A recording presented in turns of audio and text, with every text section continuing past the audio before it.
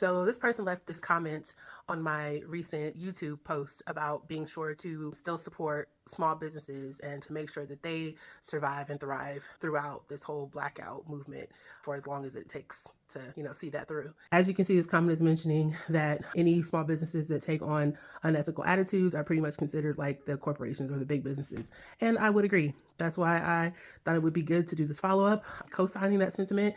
And it reminded me of another point or nuance to the whole thing of supporting small businesses that I didn't think about until after I posted that last video. Two things.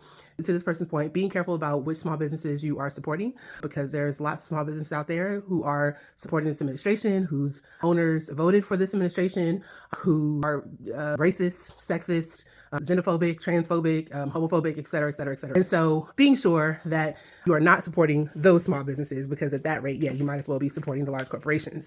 The other main point was, when you're supporting small businesses, even if it's a small business that is doing the right thing, on the right side of history, not supporting this administration, good, kind people, etc., the other thing to kind of keep an eye out for is the products that they're selling. So they could be a wonderful business overall with good, kind people owning it, but they could still be selling the products of major problematic corporations. And that money's still going back to those corporations. And they're billionaires. I think of like certain grocery stores, certain pharmacies, gas stations, things like that. Just being mindful. Like, I know we're not going to be perfect with this.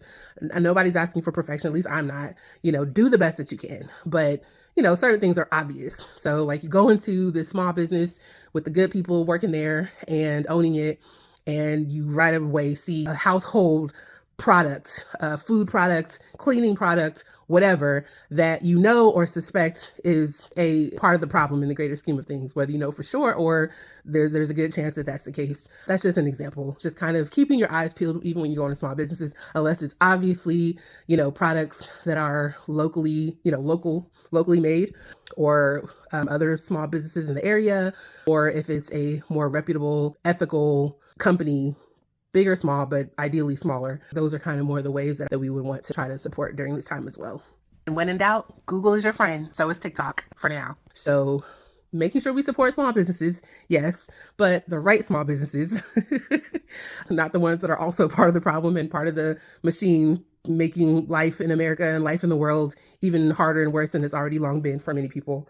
And then also being mindful, even within the right businesses, making sure you're not buying the wrong products. So anyway, just wanted to mention that. All right. Shout out to that person who left that comment. Very good nuanced point. Happy Blackout.